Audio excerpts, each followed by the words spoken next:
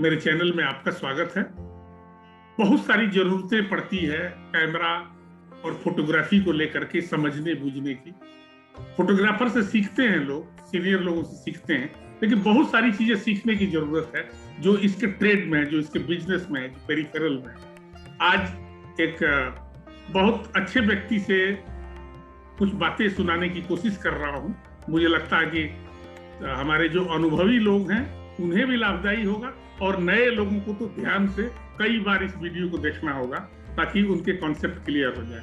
Photography के जितने भी सामान होते हैं पेरिफेरल के, चाहे वो कैमरा हो, लेंस हो, फ्लैश हो, लाइट हो, जितने प्रकार की चीजें हैं उस सबको सबका बिजनेस करते हैं, सबका ट्रेडिंग करते हैं मधुर मेहरोत्रा जी। थोड़ा उनसे समझेंगे हम लोग कि वो फोटोग्राफी को किस तरह से देख रहे हैं, ट्रेंड क्या चल रहा है ये भी बताएंगे, और एक बिगिनर को कैसा इक्विपमेंट ठीक रहेगा इसको भी क्लियर करेंगे। और कई बार दूसरों का देख करके जो लोग ज्यादा पैसे लगा देते हैं इक्विपमेंट में और उतनी समझ अभी नहीं बनी होती है, जिसका कोई लाभ नहीं उठा पाते हो, उसके बारे में थोड़ा बताएंगे। तो मधुर जी, आपका बहुत बहुत स्वागत है। हमारे दर्शकों को ये जानना बहुत जरूरी है। आपका बहुत बहुत धन्यवाद जगदीश जी, आपने मुझे इस लायक समझा कि इस टॉपिक पर आप इस मंच पर मुझसे इतनी सारी बातें डिस्कस करने के लिए आज हमारे साथ सबके बीच में है। आपका बहुत बहुत धन्यवाद, आपको नमन, और आपके माध्यम से आपके व्यूवर्स को, आपके दर्शकों को भी मेरा बहुत बहुत नमस्कार। जगदीश सर, जैसा कि आपने बताया अपने व्यूवर्स को कि हम यहाँ इलाहाबाद में एक सिटी है उत्तर प्रदेश में, मैं यहाँ पर फोटोग्राफिक पेरिफेरल्स में डील करता हूँ। मेरा काम मल्टी ब्रांड है। मैं निकॉन, कैनन, सोनी, फूजी, इस तरीके की सारी ब्रांड्स जो कैमरेज डेवलपमेंट में है, कैमरे सप्लाईज में है, उनके प्रोडक्ट्स अपने पास रखता हूँ। और इसके अलावा उनके संबंधित उनके फ्लैशेस, उनके मेमोरी कार्ड्स, उनके गिम्बल्स आजकल बहुत ज़्यादा इस्तेमाल में आ रहे हैं वीडियोग्राफी में स्पेशली, ताकि एक स्वतंत्रता मिले यूज़र को। जो प्रॉब्लम हम लोगों को हैंड हेल्ड कैमरेज में वीडियो रिकॉर्ड करते समय आती थी, उसको ओवरकम करने के लिए एक बहुत स्टेबल पिक्चर को डेवलप करने का एक बड़ा अच्छा योगदान गिम्बल के माध्यम से हम लोग को मिलता है। तो ये मेरा ट्रेड प्रोफाइल है बेसिकली। और देखिए, फोटोग्राफी में जगदीश सर अभी पिछले 5-6 सालों में हम लोगों ने बहुत ज़्यादा परिवर्तन देखा है। आज से अगर हम 8-10 साल पहले की बात करें, जब एकदम से ट्रांसफॉर्मेशन हुआ था, जब हम लोग फिल्म रोल बेस्ड कैमरा से डिजिटल कैमरे की तरफ हम लोग टर्न किए थे, तो हर एक व्यक्ति विशेष को एक छोटे से छोटे घर में भी हर किसी को एक कैमरे की ज़रूरत समझ में आती थी। अब देखिए, जो टेक्नोलॉजी का अपग्रेडेशन आया इधर बीच, कि कैमरे को काफ़ी हद तक अच्छे मोबाइल फोन्स ने रिप्लेस किया। उस रिप्लेसमेंट के चलते जो एक बेसिक रिक्वायरमेंट थी, एक तस्वीर, एक याद के लिए, एक शौक के लिए खींचने की, वो उपयोग आज की तारीख में सब लोग मोबाइल के पूरा कर लेते हैं अपना। लेकिन फर्क और एक्सपेक्टेशंस तब आती हैं जब जो व्यक्ति तस्वीरें खींच रहे होते हैं उनको उसमें क्वालिटी डिजायर करते हैं, वो रिजल्ट ओरिएंटेड फैक्टर्स पर एम्फसाइज करते हैं। जब ये रिजल्ट ओरिएंटेड फैक्टर उनके प्रायोरिटी लिस्ट में थोड़ा सा ऊपर आने लगता है, उस केस में मोबाइल फोन्स हम लोगों को एक सीमा तक एक अच्छे रिजल्ट्स प्रोवाइड कर पाते हैं, उसके बाद फिर वो विफल होते हुए दिखाई पड़ते हैं। तो जब वो स्थितियां आने लग जाती हैं तो हर व्यक्ति कोशिश करता है अपने आप को एक बेटर इक्विपमेंट के साथ अपग्रेड करें। तो वो अपग्रेडेशन का एक टाइम है जो मैं पिछले 7-8 सालों में मैंने बड़े अच्छे से देखा और ये रियलाइज किया कि कैमरेज में खुद ही बहुत सारे मॉडल्स हैं। बेसिकली मॉडल्स में कहूँगा क्या कि जैसे SLR एक सेगमेंट है, उसके पहले एक प्रोज्यूमर सेगमेंट है, उससे पहले पॉइंट एंड शूट सेगमेंट है। तो पॉइंट एंड शूट सेगमेंट एक छोटा कॉम्पैक्ट कैमरेज हुआ करते थे जो एक समय में बहुत ज्यादा चलन में होते थे। इसके बाद एक सेगमेंट हुआ करता था जो आज भी बहुत ज्यादा चर्चित है और बहुत ज्यादा एक्सेप्टेड, वाइडली एक्सेप्टेड है, वो है प्रोज्यूमर सेगमेंट। प्रोज्यूमर सेगमेंट एक ऐसा सेगमेंट था जो एक सरल तरीके से तस्वीरों को खींचने की क्षमता रखता है, जैसे कि पॉइंट एंड शूट खींच लेते थे, और वो देखने में थोड़ा सा SLR की तरीके से लगता था। लगता है इनफैक्ट। तो SLR का जो अपीयरेंस है वो एक प्रोफेशनल अपीयरेंस है, वो देखने में थोड़ा सा एक बल्कि डिवाइस होती है, हैंडल करने में आपको एक कॉन्फिडेंस की फीलिंग आती है। उसके रिजल्ट्स और SLR के रिजल्ट्स काफी हद तक आपस में एक दूसरे के समकक्ष रहते हैं, अगर एक सामान्य व्यक्ति उसको इस्तेमाल कर रहा है तो। अगर उसमें प्रोफेशनलिज्म इन्वॉल्व होना शुरू हो जाता है, जहां पर हम लोग मैनुअल सेटिंग्स का उपयोग करना शुरू कर देते हैं, देन डेफिनेटली SLR की कैपेसिटी अनमैच्ड अनपैरेलल हो जाती है, वो प्रोड्यूसर उनको फिर पकड़ नहीं पाते हैं। ये एक समय अब ऐसा आ गया है कि प्रोज्यूमर, DSLR और अभी हाल फिलहाल में अगर आप देखें तो पिछले 1.5-2 सालों में ये मिररलेस कैमरेज आज की तारीख में बहुत ट्रेंड में आ चुके हैं। हर एक ब्रांड इनको आप बना रही है, चाहे वो सोनी हो, चाहे वो Fujifilm हो, चाहे वो कैनन हो, चाहे वो निकॉन हो, every of them are into the manufacturing, और वो अपना सारा फोकस इस समय मिररलेस पे ही एम्फसाइज कर रहे हैं। तो मैं ये अगर कहूँ कि mirrorless is a trending product तो शायद मैं गलत नहीं होऊंगा। और जो थोड़ा सा इंटेलेक्चुअली अपने आप को टाइम डिवोट कर रहे हैं before buying any of the products, वो मिररलेस के बारे में जरूर इंक्वायरी एक बार करते हैं। आप थोड़ा सा उनको एनकरेज करिए, उनके फीडबैक्स उनको दीजिए, तो कंपनी के सपोर्ट सिस्टम से उनसे आप उनको कनेक्ट कराइए, तो उनका एक इंक्लिनेशन पॉजिटिविटी की तरफ जरूर कन्वर्ट हो जाता है। In spite of buying any SLR, tend to buy a mirrorless camera also. अभी एक फोटोग्राफर हैं आपके यहाँ, शरद बालवी, उससे बात हो रही थी, तो वो अच्छा। उनका ये कहना था कि सबसे अलग जो चीजें दिखाई दे रही है अभी, वो ये कि जो आपको बुक करता है किसी कवरेज के लिए, शादी हो, पार्टी हो, या जिस तरह की चीज के लिए, तो वो इतना परफेक्ट जान समझ के आता है कि इंक्वायरी करता है आपके पास कैमरा बॉडी क्या है, लेंसेज कौन से हैं, कार्ड क्या यूज करते हैं, कि आपके पास सॉफ्टवेयर कैसे हैं, आप एडिट कैसे करते हैं, और इतनी तरह की जानकारियां करते हैं। और जब वो सेटिस्फाई होते हैं तो फिर वो पैसा नहीं देखते, फिर वो ज्यादा दे देते हैं, लेकिन अगर सेटिस्फाई नहीं हो तो हट जाते हैं। तो इसका भी आपके बिजनेस पर असर दिखता है क्या? अभी दिखने लगा है? लोगों से जब मुलाकात बातचीत होती है तो कुछ लोग रिजिड होते हैं कि नहीं साहब, नया सामान है, पता नहीं कैसा क्या करेगा, हम अभी इसमें पैसे इन्वेस्ट नहीं करेंगे, हमको आप यही दे दीजिए। तो कभी कभी समझाने का भी हमें बेनिफिट नहीं मिलता है। तभी बेनिफिट इन सेंस कि हम उन प्रयास करते हैं कि हम उनका बेनिफिट करें, उनको अपग्रेड करें, उनको समय के हिसाब से नए रिक्वायरमेंट को उनको सजेस्ट करें। जैसा कि शरद भैया ने भी आपसे बताया कि एक डेफिनेटली बड़ा कोर पॉइंट है कि जब आपको कोई आदमी या कोई भी पार्टी आती है, आपको अप्रोच कि आप घर में चीज हमको डिस्कवर करें, इंक्वायर अबाउट द प्रोडक्ट्स कि आप क्या रख रहे हैं, आप कुछ कर रहे हैं। बहुत शरीफ से साधारण सज्जन मेरे पास आए, उन्होंने जिक्र किया कि एक पर्टिकुलर मॉडल जो बच्चे ने मांगा था मुझसे 2 दिन पहले, वो सज्जन ने भी मुझसे वही प्रोडक्ट की डिमांड करी। तो एक बार दिमाग में आया कि कहीं ऐसा तो नहीं है कि शायद ये वही उन्हीं के अभिभावक हैं जो बाबूजी हमारे पास आए। तो मैंने पूछा उनसे, नहीं रहा गया। तो उन्होंने कहा मेरा बच्चा आपके यहाँ 2 दिन पहले आया था और ऐसी ऐसी बात है।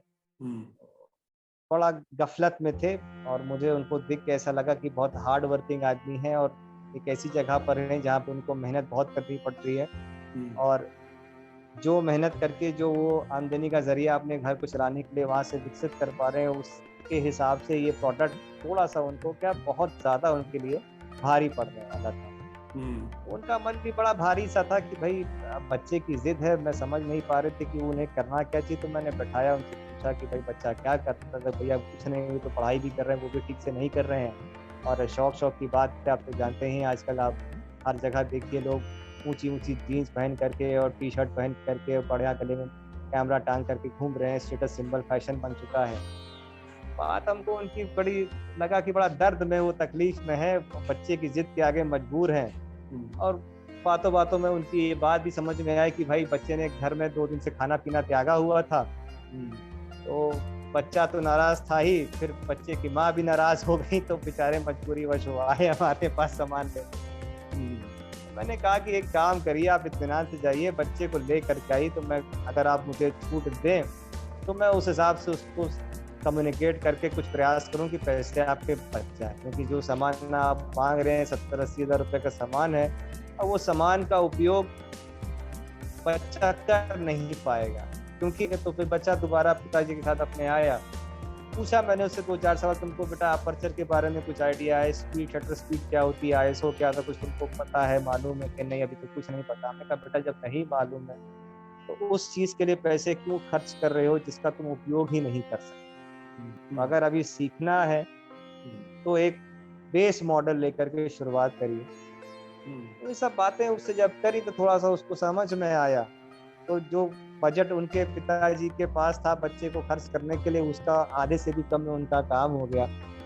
फिर वो दोबारा जब बच्चे को छोड़ करके आए तो बड़ा थैंकफुल थे। मैंने कहा आप आराम से जाइए, मेरे लिए भी महंगा सामान बेच करके कुछ ज़्यादा बेनिफिट हमको नहीं मिल जाता है, आपके पैसे बचे, मुझे इस बात की खुशी है।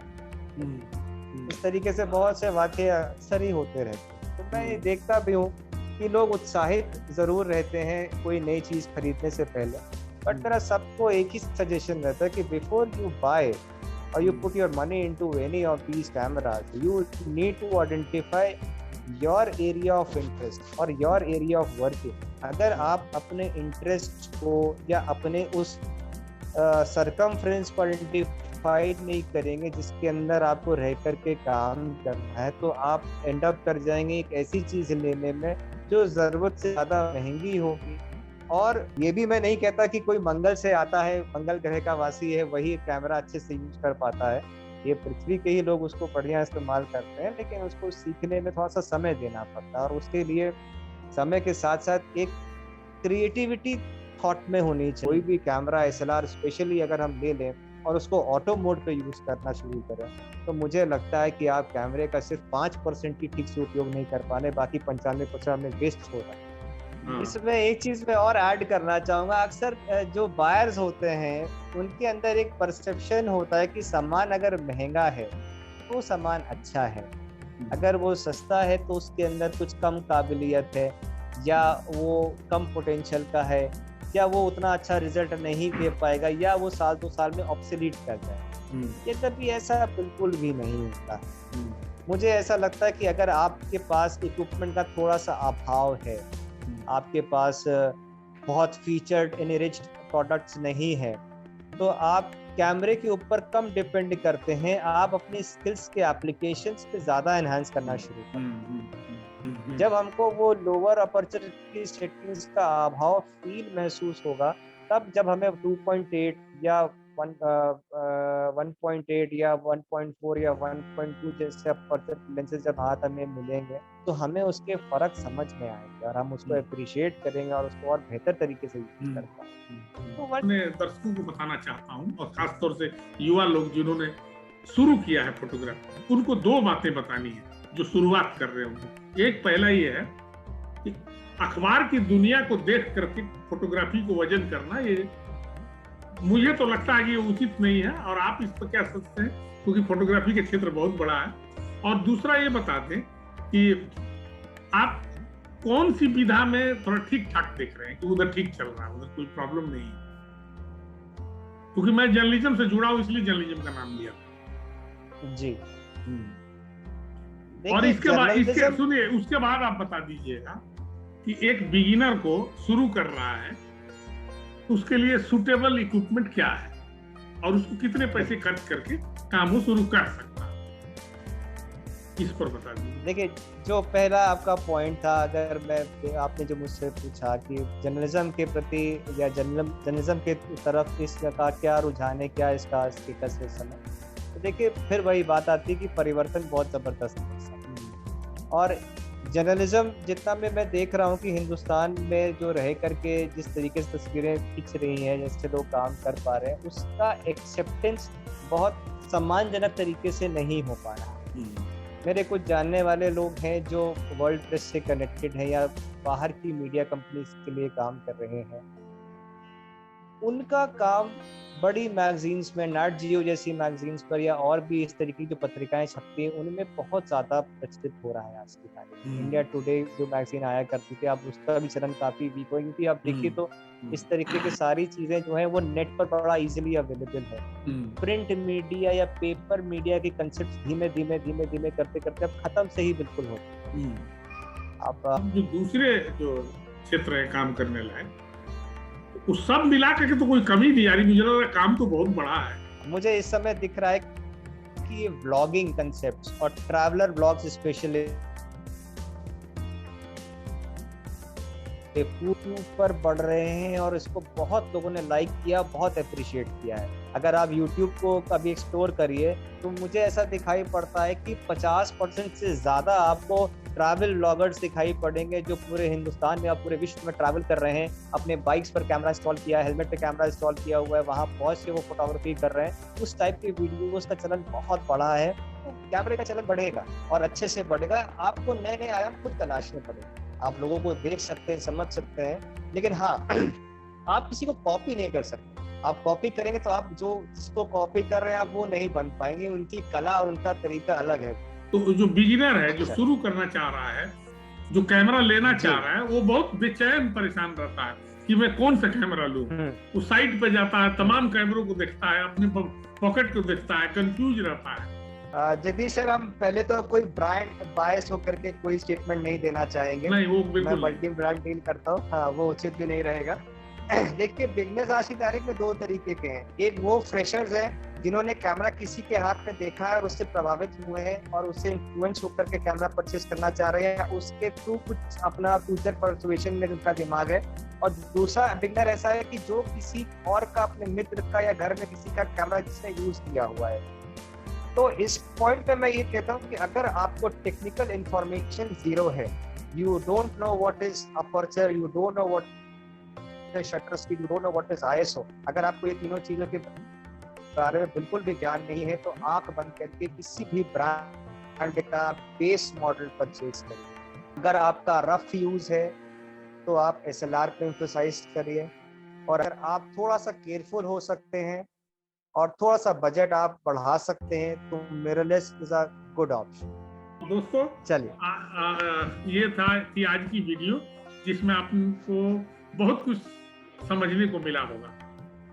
आगे इनसे और हम मदद मांगेंगे और एक बार कहेंगे कि वो हमारे साथ बैठे और कुछ और भी हमारे दर्शकों को कुछ ज्ञान की बातें बताएं, क्योंकि वो सब कुछ सभी इक्विपमेंट में डील करते हैं, उसके पूरे पेरिफेरल में डील करते हैं, उसके साजो सामान को डील करते हैं। आप मेरे चैनल से बने रहें। धन्यवाद, नमस्कार।